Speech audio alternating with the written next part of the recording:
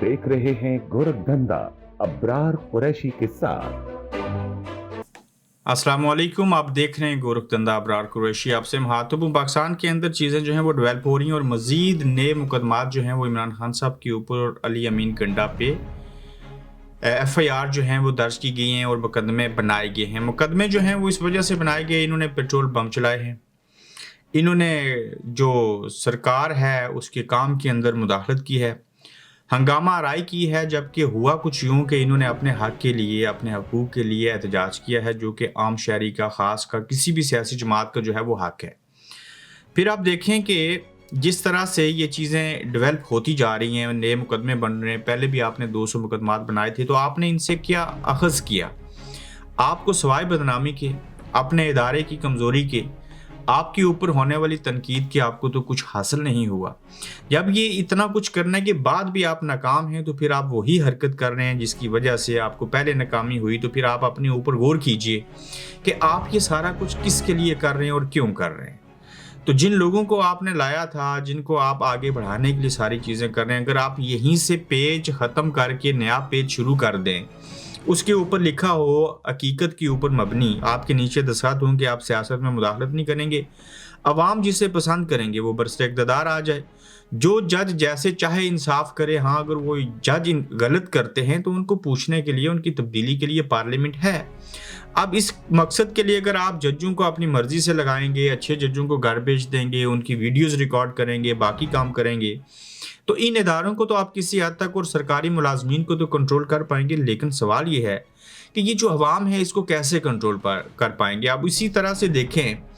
कि इमरान खान और अली अमीन गंडापुर के खिलाफ दहशत गर्दी का मुकदमा दर्ज हुआ है और इल्ज़ामात में हुकूमत में मुदाखलत, हंगामा आराई और सरकारी गाड़ी पर पेट्रोल बम के हमले जो हैं वो शामिल हैं।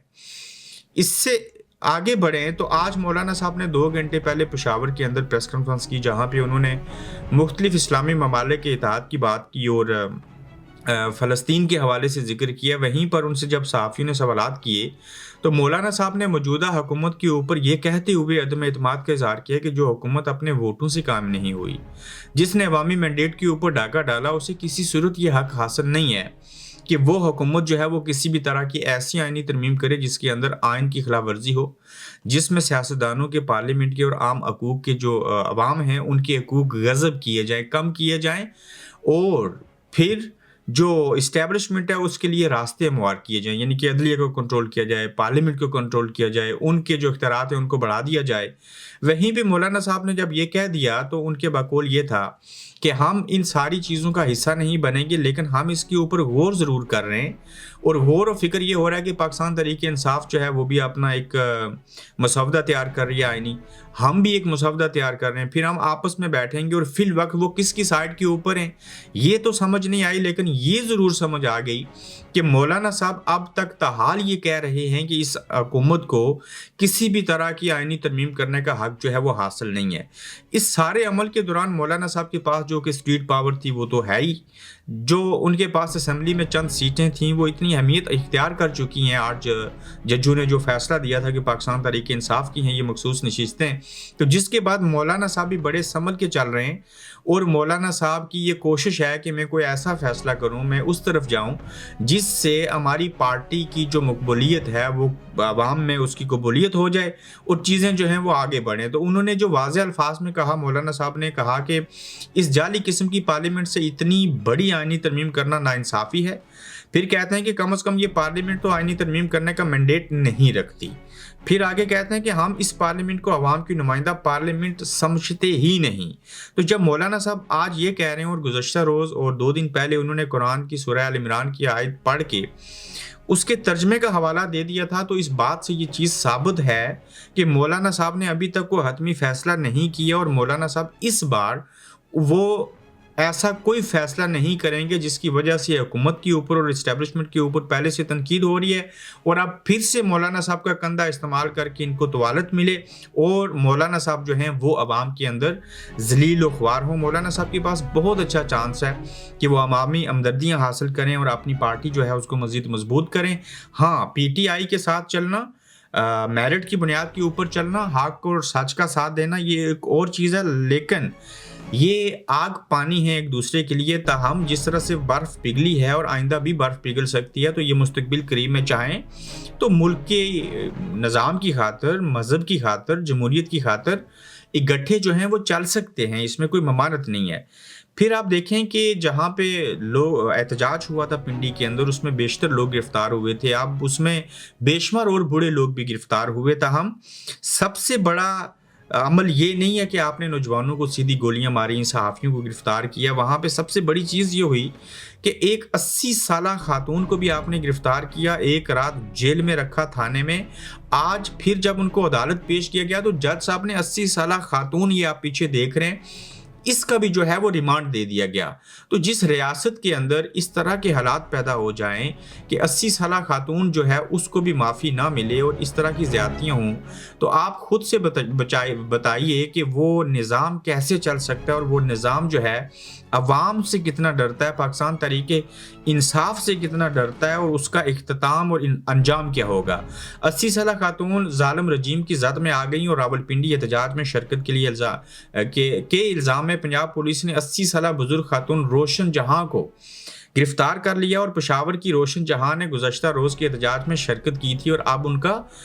ریمانڈ دیا گیا۔ تو یہ کہتے ہیں نا کہ ظلم کا نظام جو ہے وہ کبھی بھی نہیں چل سکتا، وہ ہمیشہ مٹ جایا کرتا ہے۔ تو اس خاتون کی کسی کو آپ پڑے گی، کسی ذل شاہ کی بددعا پہلے سے لگی ہے، کسی ارشد شریف بے گناہ کو مارنے کے گناہ آپ کے سر کے اوپر ہیں۔ تو بہرحال دیکھتے ہیں کس حد تک یہ چیزیں آگے جاتی ہیں۔ شہباز شریف صاحب کا جھوٹ اس لیے پکڑا گیا کہ انہوں نے اقوام متحدہ میں کچھ اور کہا، کہنے کی کوشش کچھ اور کی، چیزوں کو لے کے آگے بڑھنے کی انہوں نے کوشش کی، لیکن یہ ثابت ہوا کہ شہباز شریف صاحب جو کہتے ہیں وہ سچ نہیں ہے، وہ جھوٹ ہے، اور وہ جھوٹ ایسے ہے کہ ایک ہی دن میں ساری قیا پلٹ گئی، اور ان کے ایک بیان نے جب چیزوں کو سامنے دیکھا، اور پھر آج جب فلسطین کے حق میں احتجاج پر اسلام آباد کے اندر کریک ڈاؤن ہوا پولیس کا، اور سابق سینیٹر مشتاق احمد خان اور ان کی اہلیہ عمیرہ طیبہ سمیت کئی افراد کو گرفتار کر لیا گیا۔ دیکھیے فلسطین کے حق میں احتجاج ہو رہا ہے، اسلامی جمہوریہ پاکستان کے اندر احتجاج ہو رہا ہے، جماعت اسلامی کے سینیٹر احتجاج کر رہے ہیں، اس میں جماعت اسلامی ان کو اپنا بندہ ہی نہیں مان رہی، ان کے ساتھ کھڑی نہیں ہو رہی، اور شہباز شریف صاحب یہ کہتے ہیں کہ ہم نے فلسطین کے لیے یہ کر دیا، فلاں چیز کر دی۔ تو آپ حاکم وقت ہیں، آپ وزیر اعظم ہیں، اور آپ کی سوچ اور آپ کی سوچ کی عکاسی یہاں سے ہو سکتی ہے کہ آپ اسرائیل کے ساتھ کھڑے ہیں یا فلسطین کے ساتھ کھڑے ہیں، کہ جب فلسطین کے حق میں لوگ احتجاج کرتے ہیں تو آپ ان کے اوپر، آپ ہی کی پولیس، آپ ہی کی حکم کے اوپر کریک ڈاؤن کرتی ہے۔ تو یہ آپ لوگوں کا دورہ معیار ہے، اور اسلامی جمہوریہ پاکستان اور ایٹمی طاقت دنیا کا واحد ملک ہوتے ہوئے اگر آپ صرف الفاظ کی حد تک اور احتجاج اور ان کے ساتھ اظہار یکجہتی نہیں کرنے دے رہے فلسطین کے ساتھ، تو پھر آپ اللہ کو کیا جواب دیں گے؟ کس منہ سے آگے جائیں گے؟ آپ لوگ مر جائیں گے سارے، آدھی بیماریاں تو آپ کو لگی ہیں، لیکن یہ ایک تلخ حقیقت ہے کہ آپ نے جانا ہے، اور یہ جھوٹ ہے کہ آپ فلسطین کے ساتھ ہیں۔ اگر ساتھ ہوں تو آپ سینیٹر سابق جو ہے مشتاق احمد خان، ان کو احتجاج کرنے دیں، ان کے اوپر کریک ڈاؤن نہیں کریں۔ اسٹیبلشمنٹ کا حکومت پر عدم اعتماد ہے، اور وہ باتیں شروع ہو گئی ہیں کہ یہ حکومت ناکام ہو چکی ہے، نہ ججز کو کنٹرول کر سکی ہے، نہ عمران خان کو کنٹرول کر سکی ہے، نہ یہ معیشت ٹھیک کر سکیں، نہ عوام کے اندر ان کی کوئی حیثیت ہے، نہ عوام ان کو ووٹ دینا چاہتے ہیں۔ تو نجم سیٹھی صاحب یہ کہہ رہے ہیں کہ وہاں پہ یہ باتیں ہونا شروع ہو چکی ہیں۔ وہاں سے مراد ہے پنڈی، پنڈی سے مراد ہے G H Q, G H Q سے مراد اسٹیبلشمنٹ، پھر ملٹری اسٹیبلشمنٹ، پھر فوج۔ تو وہ وہاں پہ کہتے ہیں کہ نجم سیٹھی صاحب کہ وہاں باتیں شروع ہو چکی ہیں کہ یہ جو حکومت ہے یہ ناکام ہے، اس کو ہم نے بہت کندھے دیے، اس کا بہت سارا گناہ جو تھے وہ اپنے سر لیے، اس کے باوجود یہ کچھ نہیں کر پا رہے۔ تو اب اگر وہاں پہ بات شروع ہو چکی ہے تو وہاں پہ یہ بھی بات شروع ہو جانی چاہیے کہ اس کے متبادل چیزیں کون سی ہیں۔ نجم سیٹھی صاحب آپ بھی پوری بات بیان کریں۔ تو اگر اسٹیبلشمنٹ یہ سمجھتی ہے کہ یہ حکومت ناکام ہو چکی ہے، ججوں کو کنٹرول نہیں کر سکتی، جو کام آپ نہیں کر سکے، جو کوششیں آپ کی ناکام ہوئی ہیں، وہ حکومت کیسے کر سکتی ہے؟ دیکھیے اسٹیبلشمنٹ، پیپلز پارٹی، نون لیگ، حکومت، یہ سارے ایک پیج پہ ہو کے بھی ججوں کو کنٹرول نہیں کر پا رہے، یعنی کہ ان سے غلط کام کروانا چاہتے تھے، انہوں نے انکار کیا۔ تو پھر یہ حکومت اکیلے کیسے کرے؟ یعنی کہ ناکام یہ کہیں کہ آپ بھی ہوئے ہیں، حکومت بھی ہوئی ہے، پیپلز پارٹی ہوئی، نون لیگ ہوئی، یعنی کہ آپ تینوں ایک ہیں، تینوں چیزوں کا ایک نام ہے، 3 in 1 ہے۔ تو آپ سارے ناکام ہو چکے ہیں، یہ بات مانی۔ اور اصل میں حکومت ناکام نہیں ہوئی، پیپلز پارٹی اور نون لیگ ناکام نہیں ہوئے، آپ ناکام ہوئے۔ اگر آپ ان کو کندھا نہ دیتے، آپ یہ ساری کوششیں نہ کرتے تو وہ شروع سے ہوتے ہی نہ. انہوں نے تو حکومت لینی نہیں تھی, اگر لے لی تھی تو الیکشن کروانے تھے تو ان کا حال کچھ اور ہوتا. اور آج بھی میاں صاحب کو آنے دیں لنڈن علاج کے اصول کے لیے, دیکھنا یہاں سے بیٹھ کے آپ کے اوپر کس طرح کے نشتر جو ہیں وہ برسائیں گے. تو وکیلوں کا ججوں کو خط, اور کس طرح کا خط لکھا گیا, ملک بھر کے ہائی کورٹس اور سپریم کورٹ کے ججز کو 300 سے زائد وکلا کا کھلا خط لکھا گیا. کہتے ہیں کہ آپ کے پاس اب موقع ہے کہ اپنا انتخاب کریں, کل جب تاریخ لکھی جائے گی تو اس میں شامل